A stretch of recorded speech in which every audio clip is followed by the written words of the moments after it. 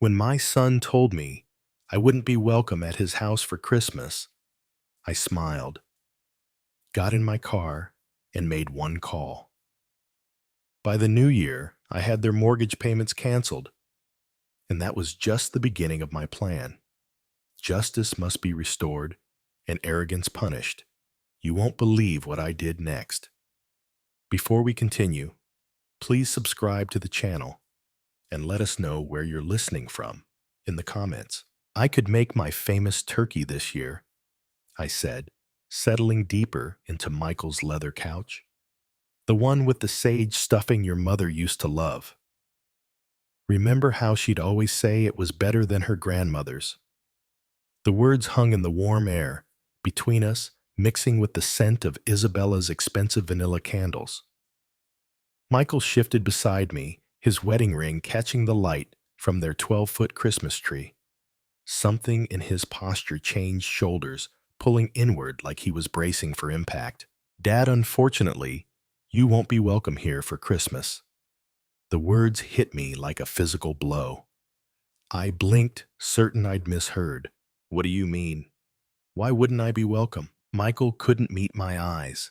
His gaze fixed on the marble coffee table, the one I'd helped him pick out last spring, when Isabella decided their old furniture wasn't sophisticated enough. Isabella's parents are coming, and they'd prefer if you weren't here. My hands went cold. They'd prefer. It's just easier this way, Dad. You know how her family is about traditions. They have their own way of doing things. His voice grew smaller with each word, like he was shrinking inside himself.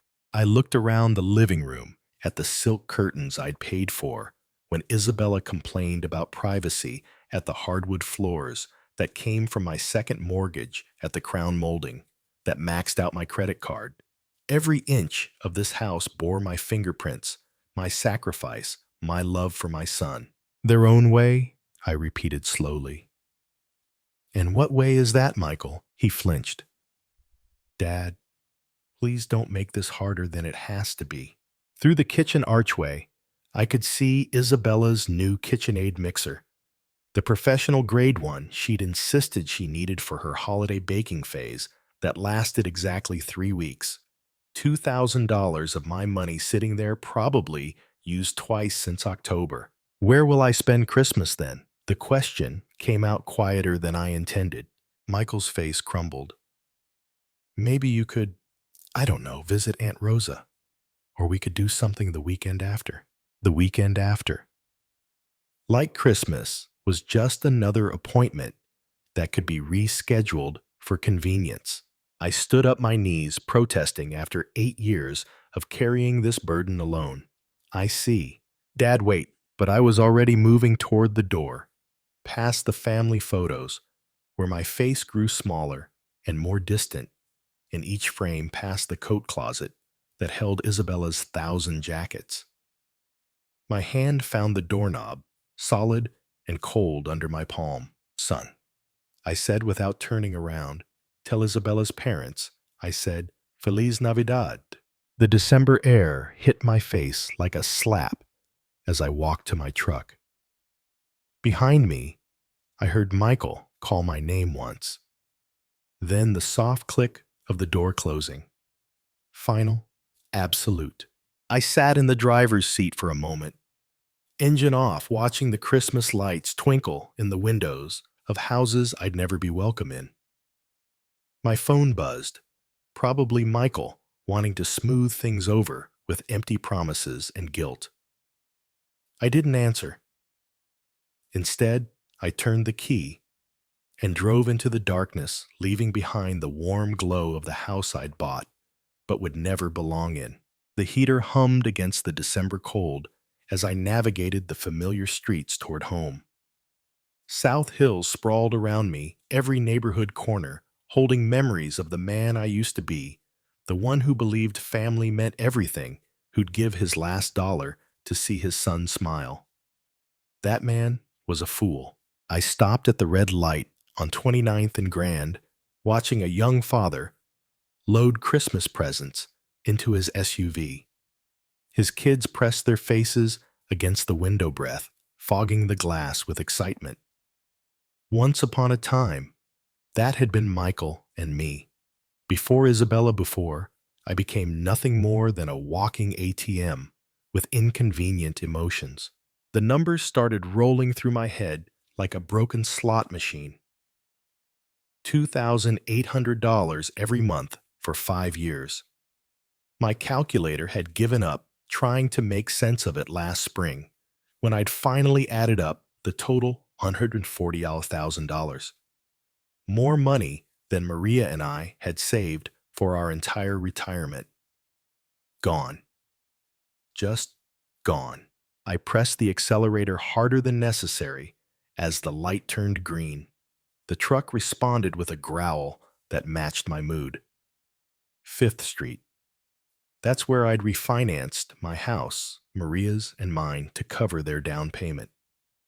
The loan officer had looked at me with pity I hadn't recognized at the time. "Mr. Flores, are you sure about this? You're putting a lot at risk for someone else's investment." Someone else's investment. Not my son's future. Not my family's security. Someone else's investment. Lincoln Street.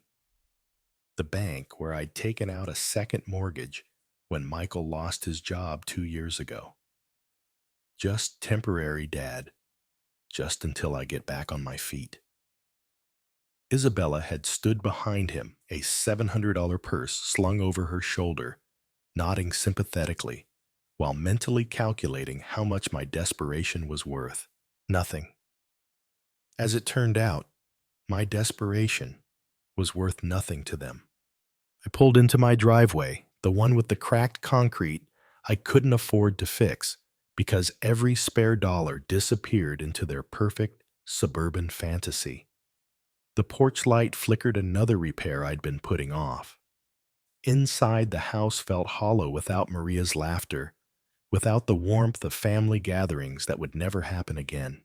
My phone rang as I fumbled with my keys, the shrill tone echoing off the empty walls. Isabella's name flashed on the screen, probably wanting to explain why I wasn't good enough for her parents' delicate sensibilities. Perfect timing. I'd been waiting 5 years to have this conversation. I answered on the 4th ring, letting her wait just long enough to wonder if I'd pick up at all. "Dennis." Isabella's voice dripped with false sweetness, the same tone she used when asking me to cover their water bill or property taxes. I heard about the little misunderstanding with Michael. Misunderstanding. I leaned against my kitchen counter, still wearing my coat. "I don't think there's any misunderstanding, Isabella. You made your position quite clear. Look, I know this seems harsh, but you have to understand my parents' perspective. They're very traditional people. They expect a certain atmosphere during the holidays.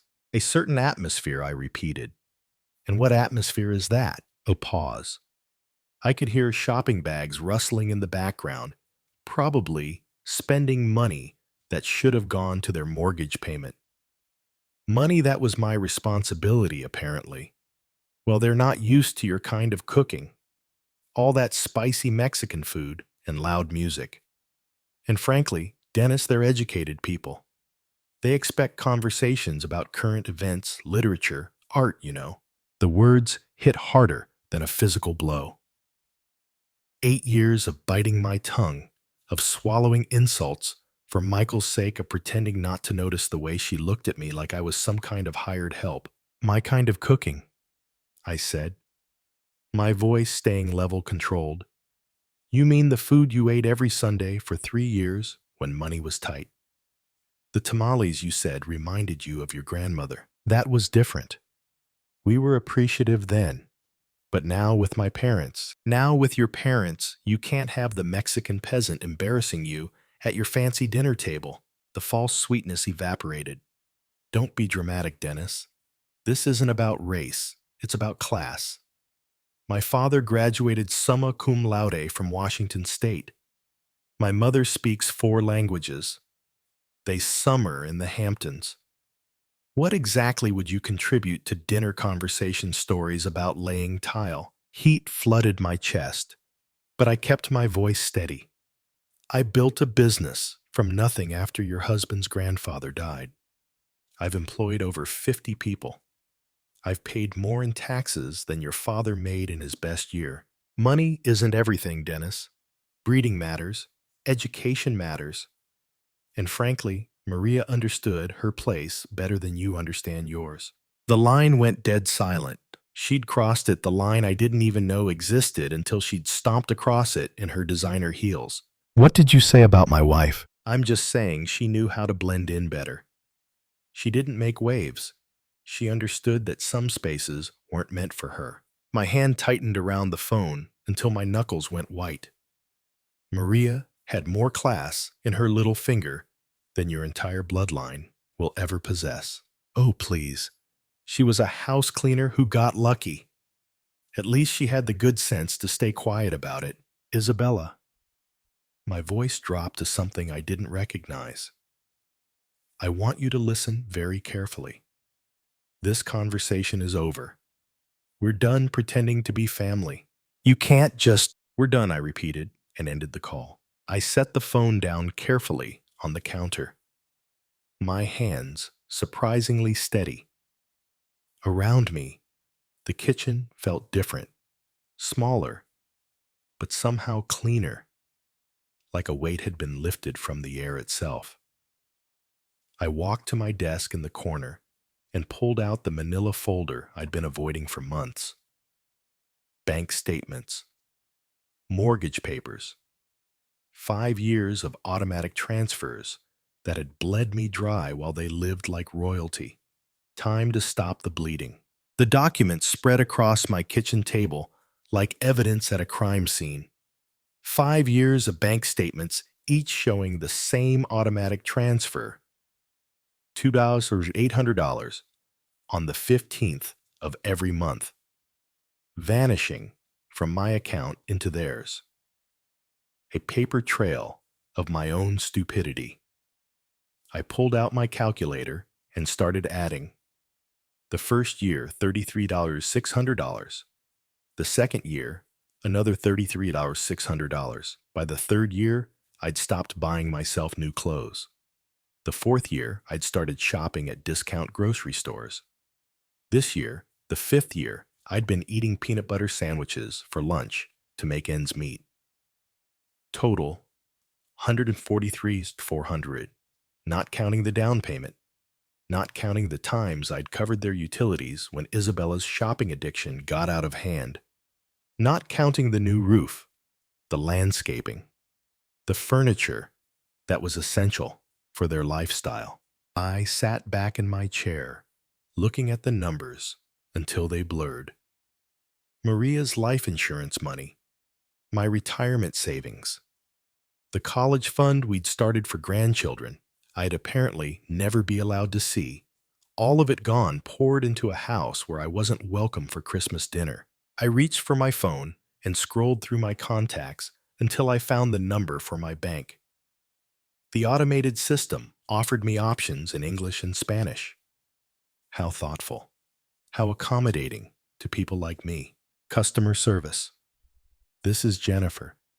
How can I help you today? I need to cancel an automatic transfer. I said, my voice steadier than it had been in years. Certainly, sir. I'll need your account number and some verification information. I rattled off the numbers, watching her type in the background. Professional, efficient.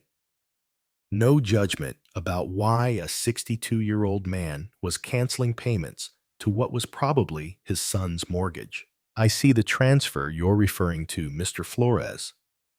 $2, $800 monthly to Wells Fargo account ending in 7423.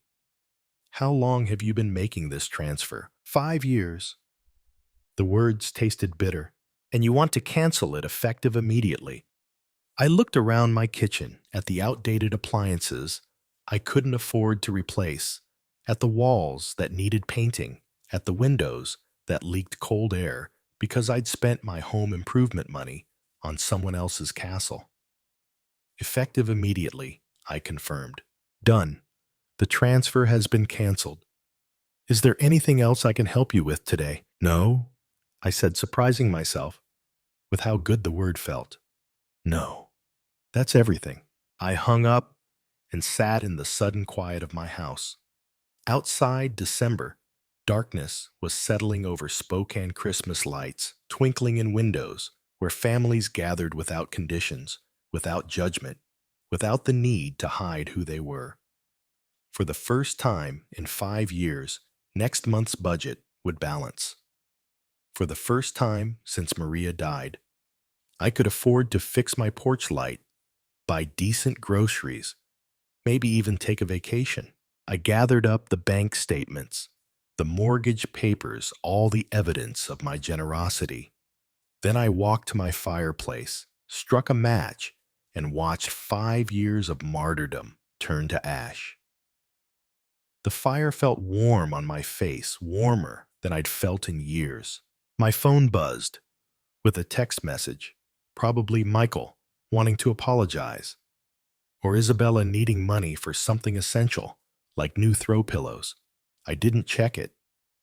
Instead, I poured myself a glass of the good whiskey, the bottle I'd been saving for a special occasion that never seemed to come. Tonight felt special enough. I raised my glass to the empty room, to Maria's photo on the mantel, to the man I used to be, and the man I was becoming. Merry Christmas to me, I said, and meant it. The next morning arrived crisp and clear.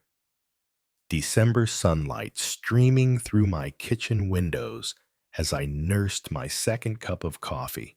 For the first time in years, I wasn't calculating how much money would disappear from my account in 3 days. The freedom tasted better than the Colombian blend I'd finally allowed myself to buy. My phone rang at exactly 10:47 a.m. Isabella's name flashed on the screen like a warning label. Dennis. Her voice carried that familiar tone of barely concealed impatience. I need you to pick up my parents from Spokane Airport. Their flight from Portland arrives at 2 Hijrio. I set down my mug carefully, watching the steam curl toward the ceiling. Isabella, did you forget about our conversation yesterday? Look, whatever that was about, we need to focus on practical matters now. My parents need transportation, and you're the only one with time during the day. The audacity was breathtaking. Less than 24 hours after telling me I wasn't worthy of sharing Christmas dinner with her family, she expected me to serve as their personal chauffeur. And you're asking me because that's what family does, Dennis. They help each other. Her voice sharpened with irritation. Besides, let's be honest here. You're not my rival. You're too weak to be my rival. So just get in your truck and pick them up. There it was, the final insult wrapped in a command. What airline? I asked quietly. Alaska Air Flight 447. They'll be at baggage claim Carousel 3. A pause. And Dennis, they're expecting someone who can handle their luggage properly. Don't embarrass us. I could hear her nails tapping against something hard, probably her granite countertop, the one I'd paid for when she decided laminate wasn't suitable for her dinner parties. Of course, I said, I'll take care of everything. Good. And wear something decent. Maybe that blue shirt you wore to Michael's graduation. They notice things like that. The line went dead. She hadn't even said thank you. I sat back in my chair, looking at my phone's blank screen. 2. Flight 447. Baggage claim Carousel 3. I glanced at the wall clock above my sink. 10:52 a.m. Plenty of time. I poured myself another cup of coffee, added an extra spoonful of sugar, and opened yesterday's newspaper to the crossword puzzle I hadn't finished. 7 across delayed gratification. 12 letters. The answer would come to me eventually. At 2:15 p.m., I was settling into my favorite armchair with a fresh cup of Earl Grey and the Spokane Review's Sunday edition. The crossword from yesterday lay completed on my coffee table. Delayed gratification had been postponement. My phone buzzed against the wooden surface. Isabella's name again. I let it ring. The December sun slanted through my living room windows, warming the space where I'd spent so many lonely evenings counting the cost of my generosity. Today, the silence felt different, earned intentional. By 2:47 p.m., the phone buzzed again. This time, I could see the preview of her text.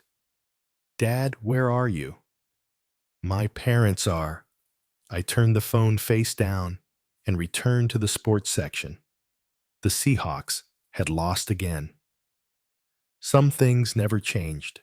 By 3:30, my phone had buzzed 6 times. I'd finished the newspaper, brewed a second pot of tea, and started organizing the junk drawer in my kitchen table. Amazing what you could accomplish when you weren't rushing around serving people who considered you their personal bellhop. The 7th call came at 3:45. Instead of Isabella's name, I saw an unknown number, probably her parents, borrowing someone's phone at the airport. I let that one ring too. Outside, a neighbor was hanging Christmas lights on his porch, his children running around the yard with the manic energy that only December afternoons could bring. Normal families doing normal things. No one was stranded anywhere waiting for someone who would never come. At 4:15 p.m., my phone started ringing and didn't stop. Isabella, then the unknown number, then Isabella again. The buzzing became constant, like an angry wasp trapped against glass. I walked to my kitchen, unplugged my landline from the wall, and turned my cell phone completely off. Perfect silence. I made myself a grilled cheese sandwich and heated up a can of tomato soup. Comfort food I hadn't allowed myself in months, because every grocery dollar had gone toward making ends meet while subsidizing their lifestyle. The cheese melted perfectly golden. The soup steamed in my favorite mug. Outside, the winter sun was already starting to set, casting long shadows across my backyard. Somewhere across town, 3 people were probably standing in an airport parking garage, arguing about taxi fare and wondering how their personal servant had the audacity to strand them. The thought made my soup taste even better. By 5:00 p.m., I'd eaten dinner, loaded my dishwasher, and was considering what movie to watch.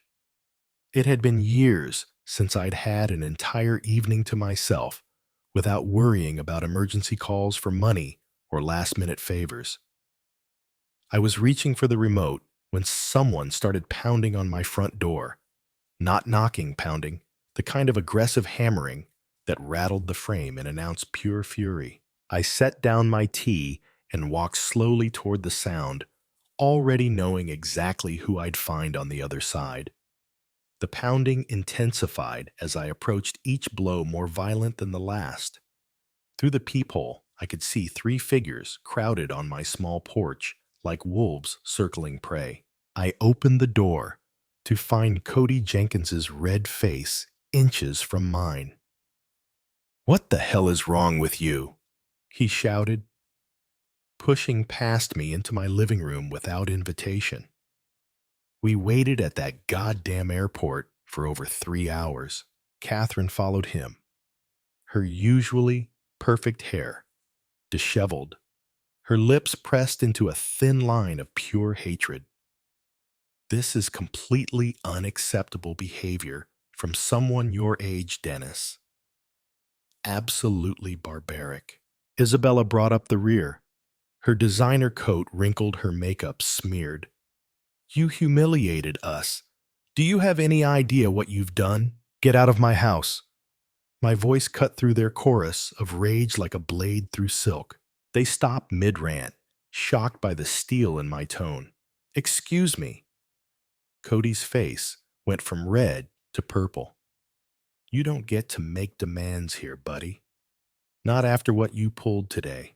This is my house, I said, quietly, not moving from my position by the door. And I want you out. Now. Catherine stepped forward, her voice dripping with the kind of condescension she'd perfected over decades of looking down on people like me. Dennis, you clearly don't understand the magnitude of your mistake. My husband has connections throughout this city, business connections, social connections. You can't treat people like us this way and expect this was a lesson for you. I interrupted, meeting her gaze steadily. A lesson about your excessive arrogance and your poor treatment of people you consider beneath you. Isabella's mouth fell open. A lesson. Who do you think you are to teach anyone anything? You're nobody. I'm someone who finally stopped being your personal bank account and taxi service. I stepped aside and held the door open wider. The lesson is over. You can leave. Cody jabbed a finger toward my chest, but didn't quite dare touch me. You have no idea who you're messing with, old man. I've been in this town longer than you've been breathing its air.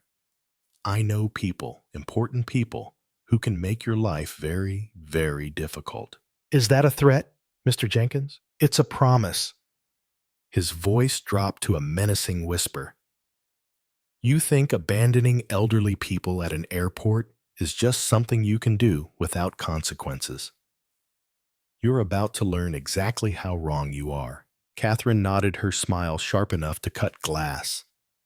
Indeed, actions have consequences. Dennis and yours will be quite public. Isabella grabbed her father's arm. Daddy, let's just go. This pathetic old man isn't worth our time. They filed out of my house like a defeated army, but Cody turned back at the threshold. You'll regret this, he said. I guarantee it.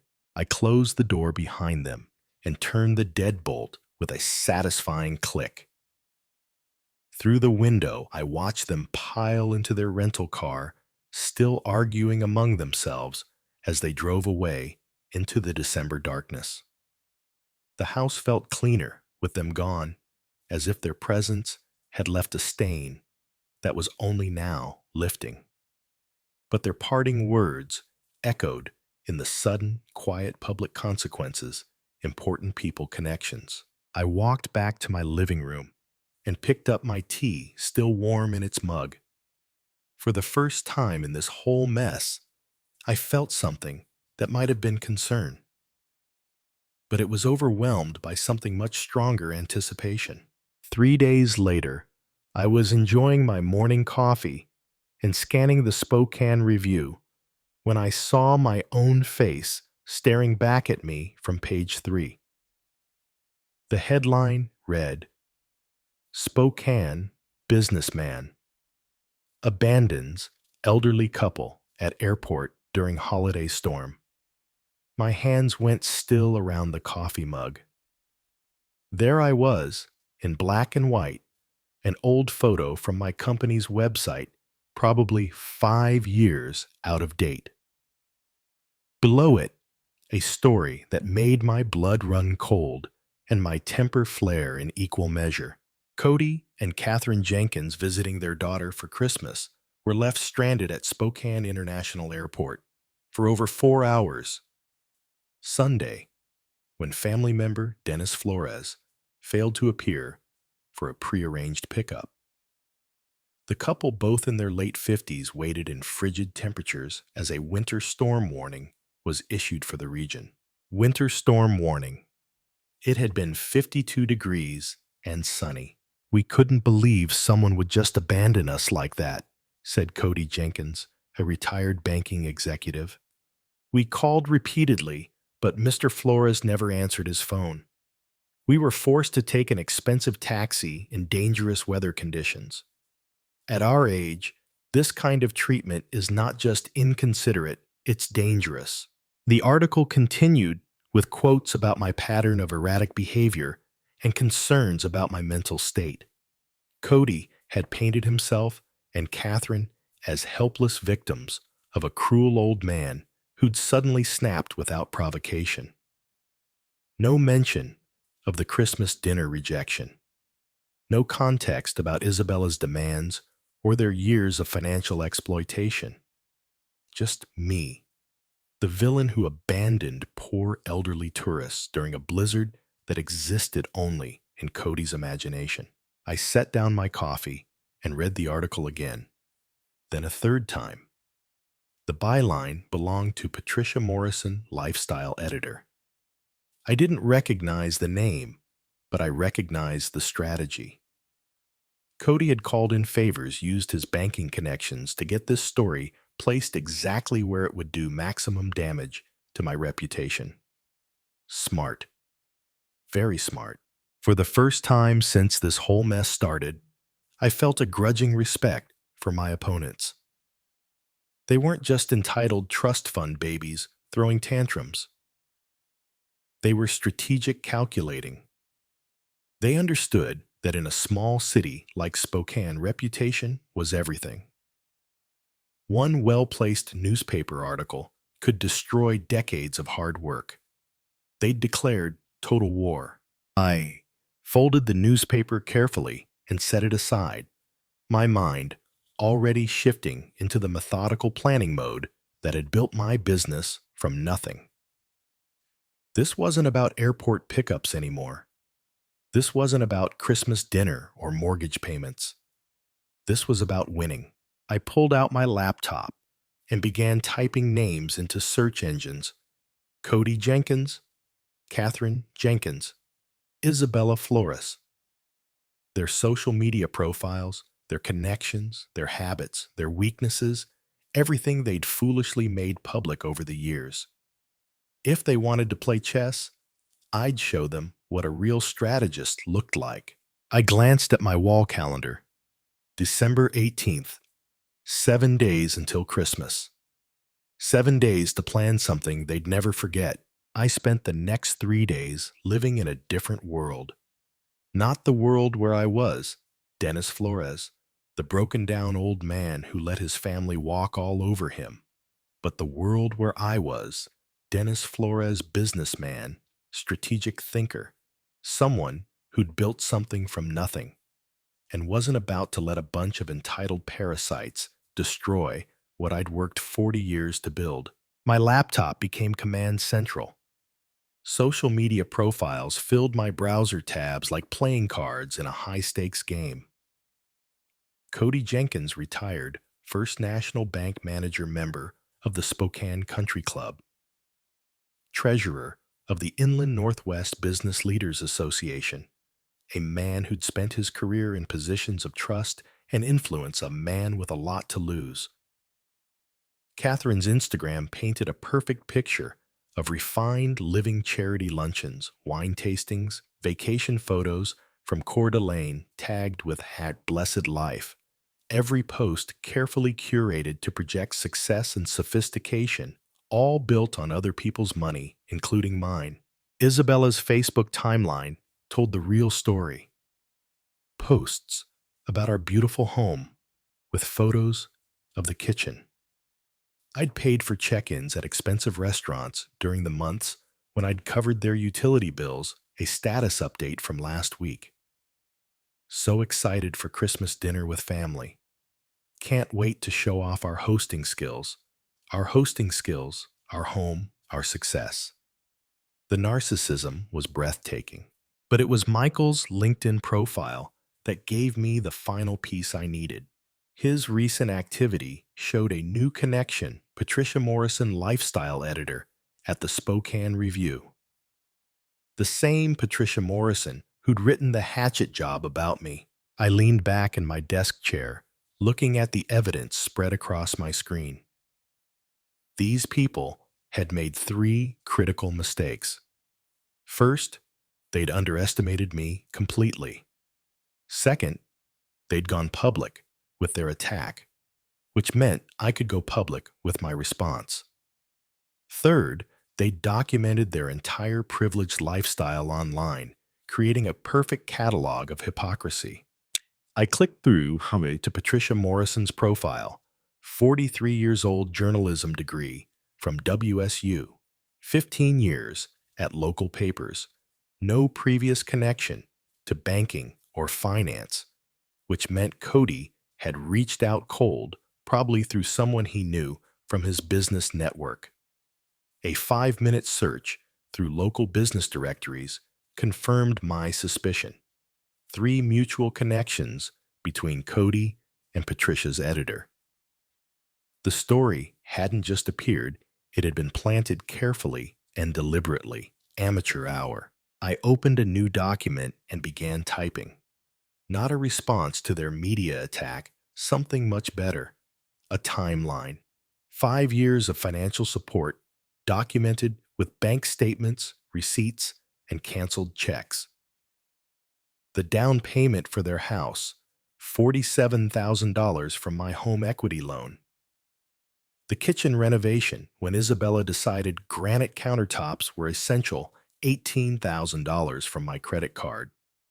60 monthly mortgage payments of $800 each, $168,000 and counting.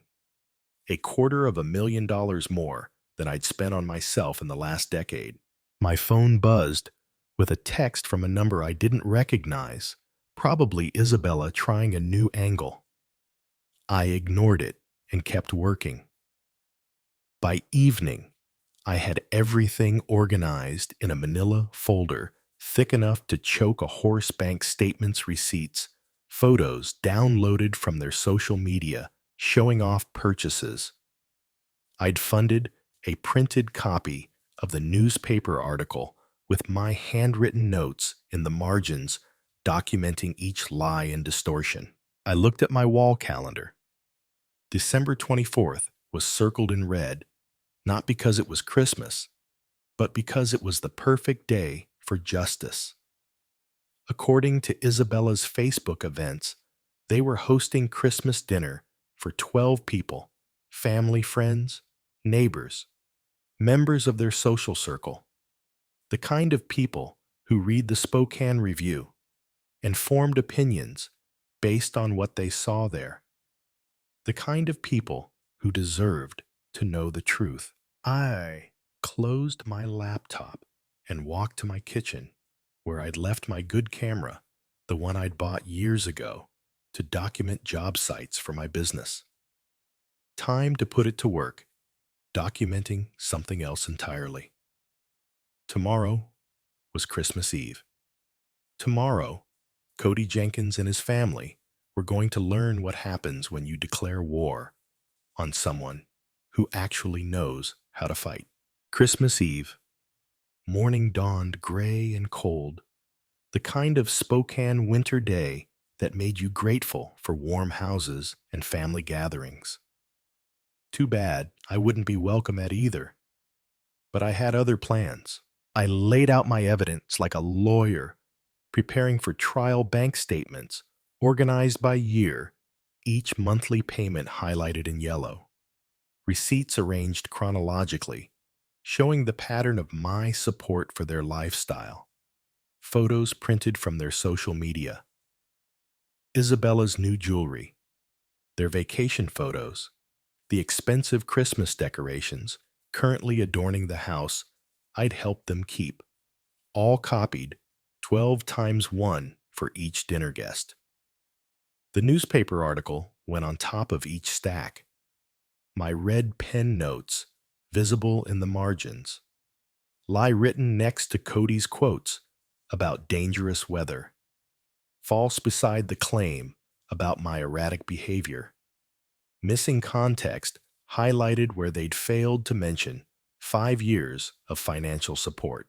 I dressed carefully in my best suit, the navy blue one I'd worn to Maria's funeral, pressed and ready for another kind of farewell. Today I was saying goodbye to the man who'd been a doormat for his family.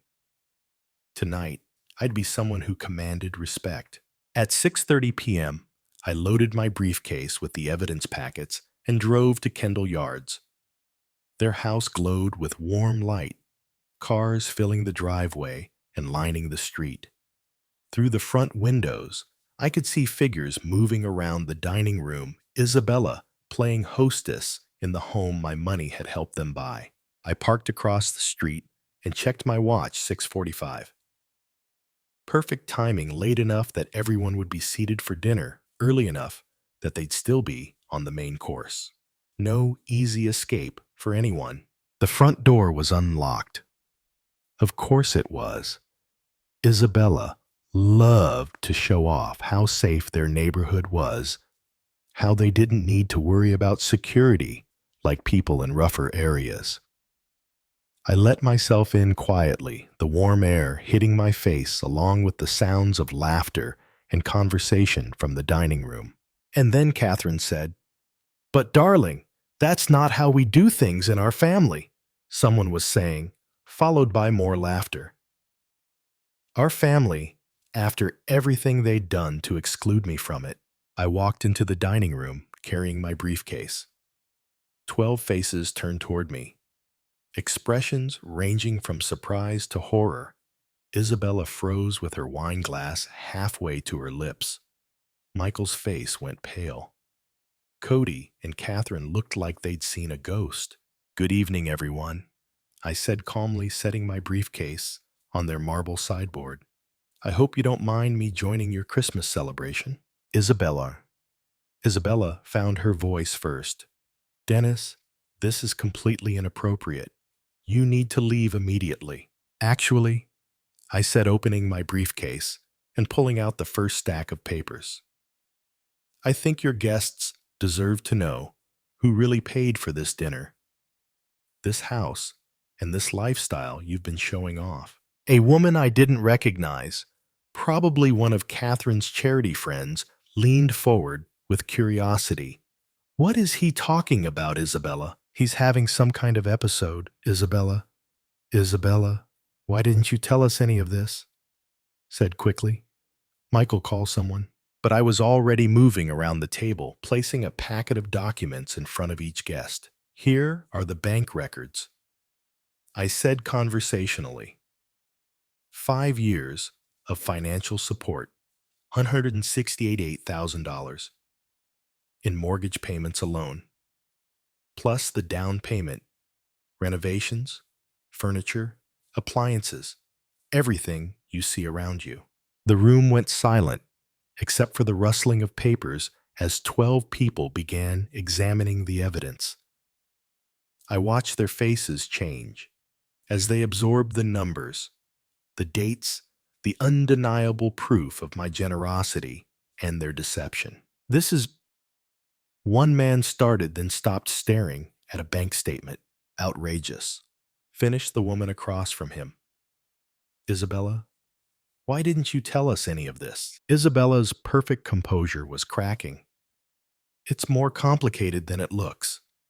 Dennis volunteered to help us. We never asked." Actually, I interrupted, pulling out the newspaper article. "Let's talk about what you did ask for and what you told the media about me." The temperature in the room seemed to drop 10 degrees.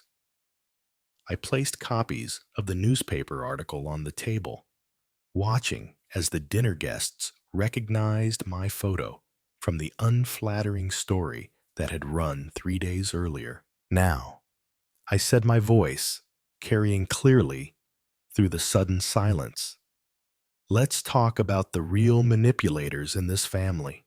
Cody's face had gone from red to ashen. Catherine sat rigid in her chair, her wineglass forgotten in her hand. "Mr. Jenkins here used his banking connections to plant this story." I continued tapping the newspaper. "Notice how I'm portrayed as unstable and dangerous, abandoning poor elderly people in freezing weather." A gray-haired man in an expensive sweater looked up from the article. "Cody, what is this about?" "The weather was 52 degrees and sunny," I said before Cody could answer. "And they weren't stranded tourists. They were Isabella's parents coming to the Christmas dinner I'd been banned from attending because I wasn't good enough for their company. Catherine finally found her voice. That's not, we never said. You never said what, Catherine. I pulled out my phone where I'd screenshotted several of Isabella's social media posts. That I was too low class for your parents. That my Mexican food and working class conversation would embarrass you in front of your educated friends. The woman I'd identified as one of Catherine's charity friends shifted uncomfortably. Catherine, surely you didn't. He's twisting everything, Cody blustered, but his voice lacked conviction. This man has serious mental health issues, the stress of aging, financial problems. Financial problems. I almost laughed. Mr. Mr. Jenkins, I've been supporting your daughter and son-in-law to the tune of nearly $3,000 a month for 5 years. The only financial problems here are the ones you're about to have. I turned to address the entire table. These people have taken $200,000 from me while calling me names behind my back. They've manipulated my son against me, banned me from family gatherings, and when I finally stood up for myself, they tried to destroy my reputation in the newspaper. Michael spoke for the first time, his voice barely above a whisper. Dad, I didn't know about the newspaper. Your wife knew, I said quietly, and her parents orchestrated it. They turned me into a villain for refusing to be their personal ATM and chauffeur. The social dynamic in the room was shifting like tectonic plates. I could see it in the guests' faces, the gradual realization that everything they'd been told about tonight's generous hosts was built on lies. This is unconscionable, said an elderly woman in pearls, staring at the bank statements. Cody, how could you let your daughter take advantage of this man's generosity, then attack him publicly when he stopped enabling it? Cody's carefully maintained facade was crumbling. You don't understand the full situation. I understand perfectly, the woman interrupted. This man has been supporting your family financially while you treated him like hired help. And when he finally said no, you tried to ruin his reputation. Catherine's voice came out strangled. He abandoned us at the airport after you told me I wasn't welcome at Christmas dinner because my presence would be inappropriate for your parents, I said calmly. After 5 years of paying their bills while you looked down on me for my ethnicity and education level. The silence was deafening. 12 people staring at Cody and Catherine with expressions ranging from disgust to embarrassment for having associated with them. Isabella made one last desperate attempt to control the narrative. Everyone, please. This is a family matter that's gotten out of hand. No, I said firmly. This stopped being a family matter when you made it public.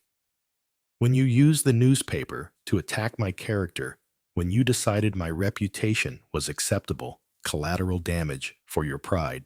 I looked around the table at faces I didn't recognize, but who now knew exactly who I was. I wanted you all to know the truth before you read about Dennis Flores in the paper again, because you will read about me again, but next time, it'll be the real story. I closed my briefcase and straightened my tie. Enjoy the rest of your dinner. It's the last one I'll be paying for. As I walked toward the door, I could hear the eruption beginning behind me. Voices raised in accusation, questions demanding answers, the sound of a carefully constructed social facade falling apart. It was the most beautiful Christmas music I'd ever heard. The letter arrived on a Tuesday morning in March, delivered by certified mail with the weight of legal consequences behind every word. I signed for it at my front door, noting how the spring air smelled of new growth and possibility instead of the winter desperation that had marked those dark December days. Notice of default. The envelope read, "Final demand for payment." Inside 3 months of missed mortgage payments had caught up with Michael and Isabella, like a tsunami of reality. $8, $400, in arrears, 14 days, to bring the account current or face foreclosure proceedings on the house I'd helped them buy. I set the letter aside and returned to my coffee, reading it the way you'd read news about distant weather. Interesting, but not your problem anymore. My phone had been ringing for weeks with increasingly desperate calls. Isabella's number was blocked after the first hysterical voicemail. Cody and Catherine, whose social standing in Spokane had evaporated like morning mist after their Christmas dinner humiliation. Even Michael, whose calls I'd been ignoring out of a mixture of anger and curiosity about how long it would take him to swallow his pride. The answer, apparently, was 97 days. He knocked on my door that Thursday evening. No longer the confident man who'd excluded me from Christmas dinner, but someone who looked like he'd aged a decade in 3 months. Dark circles under his eyes, his expensive suit wrinkled the smell of desperation clinging to him like cheap cologne. "Dad," he said when I opened the door, "we need to talk." I stepped aside to let him in, noting how he looked around my house, like he was seeing it for the first time. The new furniture I'd bought with my first mortgage-free paycheck, the fresh paint on walls that hadn't been updated in 8 years because every spare dollar had gone to his lifestyle, the repairs I'd finally been able to afford now that I wasn't subsidizing someone else's American dream. "Nice place," he said quietly. "It's what happens when you spend money on yourself instead of people who don't appreciate it," I replied, settling into my new recliner. "Coffee." He shook his head, perching on the edge of my couch like he was afraid to get comfortable. "Dad, I need you to know how sorry I am about everything." Christmas dinner.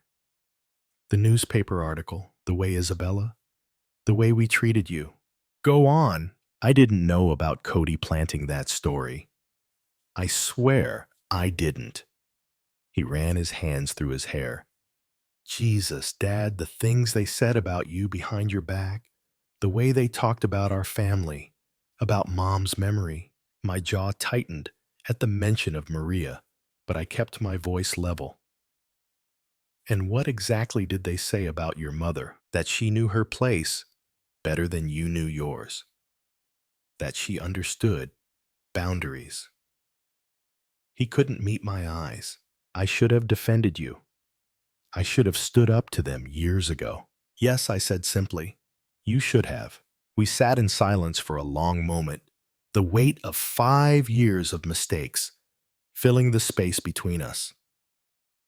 Outside, I could hear my neighbor mowing his lawn, the normal sounds of a normal Thursday evening in a normal neighborhood where sons didn't exclude their fathers from Christmas dinner. "The house is in foreclosure," Michael said finally. "I know. We can't make the payments without—" He stopped, seeming to realize how that sounded. "Without my help," I finished. "Without the money I was sending every month, while you let your wife's family treat me like garbage." "I know how it looks, Dad." He leaned forward, making sure I was looking at him. "Do you know how much money I sent you over 5 years?" He nodded miserably. Isabella calculated it after Christmas. The mortgage payments, the down payment, everything else. Over $200,000. $237,468. I corrected. "I know the exact amount because I finally did something I should have done years ago. I added it up." His face crumpled. "Dad, I'm so sorry. I don't know how to fix this." "You can't fix it, son. That money is gone. But more importantly, those years are gone. 5 years when I could have been building a relationship with you instead of funding your wife's fantasy life. I know. I know that now. He looked up at me with something that might have been hope. But maybe we could start over. Maybe there's a way to... Are you asking me to resume the mortgage payments? The hope died in his eyes. We're going to lose everything, Dad. The house, Isabella's respect for me, her parents' approval. I don't know what I'll do. You'll figure it out, I said, not unkindly. The same way I figured out how to live without a son who respected me. The same way I learned to spend Christmas alone while you celebrated with people who thought I was beneath them. He started to cry, then quietly, like a man who'd run out of other options. I lost you, didn't I? I chose them over you. And now I've lost you forever. I watched him for a long moment. This man I'd raised and loved and sacrificed for who'd let his wife's family convince him that his father wasn't good enough for their company. Michael, I said finally, you didn't lose me. You gave me away. There's a difference. He wiped his eyes with the back of his hand. Is there any chance, any way you could forgive me? I forgave you months ago, I said, and meant it. But forgiveness doesn't mean going back to the way things were. It doesn't mean pretending this didn't happen, or that I'm going to resume paying for a lifestyle that came with the condition that I be grateful for scraps of your attention. Then what does it mean? I stood up and walked to my mantel, where Maria's photo sat next to a new picture, me with Rosa and her family at Easter dinner, the first holiday I'd spent with people who actually wanted me there. It means that if you want a relationship with me, you'll have to build it from scratch. It means showing me respect instead of demanding I earn it. It means making choices based on what's right, not what's convenient. I turned back to him. And it means that the next time someone, your wife, her parents, anyone tries to exclude me from family gatherings, you'll remember who actually acts like family. He nodded slowly, understanding perhaps for the first time that respect wasn't something you could take for granted. The house, he asked quietly, isn't my problem anymore. I sat back down, feeling lighter than I had in years. You're a grown man, Michael. Figure it out like grown men do. Get a job that pays enough to cover your bills. Sell the house and buy something you can afford. Stop living beyond your means and expecting other people to subsidize your choices. He stood up slowly, his shoulders straight for the first time since he'd arrived. You're right. About all of it. I know. He walked to the door, then turned back. Dad, for what it's worth, seeing you stand up for yourself at Christmas dinner, I was proud of you. Embarrassed and angry, but proud too. Good, I said. Maybe there's hope for you yet. After he left, I poured myself a glass of the good whiskey and stepped onto my back porch. Spring was coming to Spokane, the trees beginning to bud, the air warming with promise. In 4 months, I'd be 63. Maria had been gone for 8 years. I'd wasted 5 of those years being a doormat for people who didn't appreciate sacrifice. I wasn't planning to waste any more. My phone buzzed with the text from Rosa dinner Sunday. The kids want to show you their school projects. I smiled and typed back, wouldn't miss it. Real family, it turned out, was something you found with people who actually wanted you there. Everything else was just expensive theater, and I was done buying tickets to shows where I wasn't welcome on stage. The whiskey tasted like freedom, and the future looked exactly as bright as I was willing to make it. If you liked this story, please like this video, subscribe to the channel, and share your impressions of the story in the comments. To listen to the next story, click on the box on the left.